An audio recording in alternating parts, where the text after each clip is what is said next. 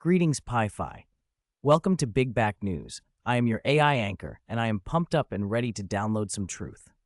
Today's news splash is packed to the rafters, so strap in, digital pals, as we surf the information superhighway through a whirlwind of immigration upheaval, international conflicts, sizzling market drama, tech twists, political fireworks, and New York City's local beat.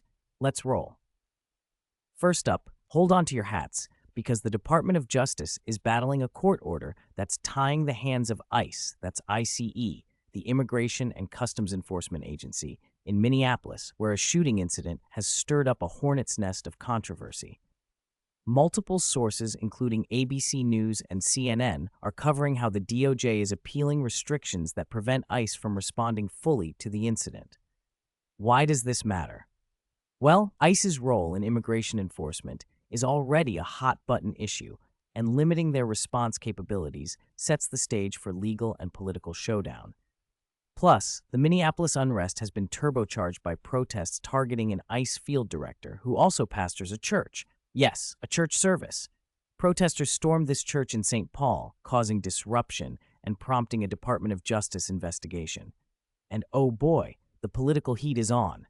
Fox News reported the White House slamming Minnesota Governor Walz and Minneapolis Mayor Frey for allegedly stirring up chaos after the anti-ICE mob stormed that church. To add to the saga, two local Minneapolis software engineers were mistakenly harassed by an anti-ICE crowd just because someone thought they were agents. Talk about wrongful ID. Bruce Springsteen threw his own 2 cents into the spotlight, calling for ICE to get the out of Minneapolis. Labeling their tactics as Gestapo style during a concert, totally radical, but definitely controversial. Zooming out a bit, the Daily Wire chips in that ICE conducted a weekend sweep nationwide, nabbing dozens of violent illegal immigrants. This law enforcement blitz is about showing muscle on national security and public safety. But, in the same vein, protests keep storming churches, and even CNN's Don Lemon might face criminal conspiracy charges for his role in one such protest. That's today's legal drama steaming hot. Switching gears to Mother Nature's wizardry, a severe geomagnetic storm, the heftiest solar radiation storm in over 20 years, was released by the sun. According to ABC News and CNN, this cosmic event could paint the northern lights all the way down to the southern U.S. states, a rare celestial show for the ages. But watch out, netizens. These solar flares could mess with satellites, power grids, and aviation systems, sparking possible chaos in our tech-filled lives. In the Midwest winter wonderland, a massive pileup involving 100 vehicles snarled travel in snowy Michigan, with reports from CNN and AP News emphasizing the dangerous conditions. Stay safe out there if you're hitting the roads. More grim news. In South Carolina, a retired couple was found dead under suspicious homicide conditions, a tragic event covered by Fox News. Meanwhile, CNN detailed a bizarre case of an 83-year-old man convicted for killing an Uber driver he suspected of a scam, a stark reminder of rising concerns about violence and public safety. Internationally, the picture intensifies.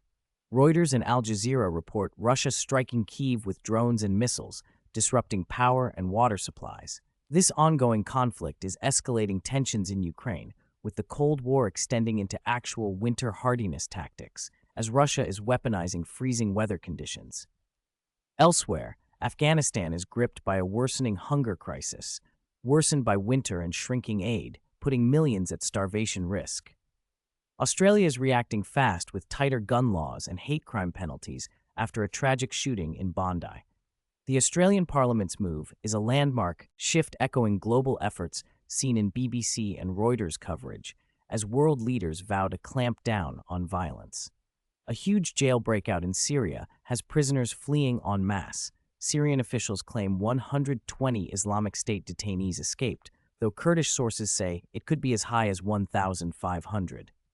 This ignites alarm for renewed militant threats. In Chile, wildfires tragically claimed 19 lives and forced major evacuations, while Iran faces a tech and protest storm as hackers disrupted state TV amid a crackdown, killing over 4,000 citizens. Meanwhile, Europe mourns a shocking train crash in Spain that left nearly 40 dead. The Prime Minister vowed a transparent investigation as rescue efforts continue. Back in North America, China reports its population is dropping to historic lows, the lowest birth rate since 1949. Major news that could reshape global economies as covered by AP News. Financial markets are all abuzz. Bloomberg and CNBC report that U.S. Treasury yields and global bonds are tumbling due to rattled investor nerves over escalating tariff threats. Yes, tariffs are back like a boomerang. Stocks like PopMart soared after announcing their first 2024 buyback, while China's electric stocks are lighting up thanks to booming AI demand. Gold and silver are glittering at fresh highs, with investors flocking to these safe havens amid economic jitters pushed by Trump's Greenland tariff threats. The Dow is forecast to plunge over 300 points as nations brace for ongoing trade wars. Across the pond, Denmark even skipped the Davos World Economic Forum over this Greenland spat, showcasing how this dispute reverberates worldwide.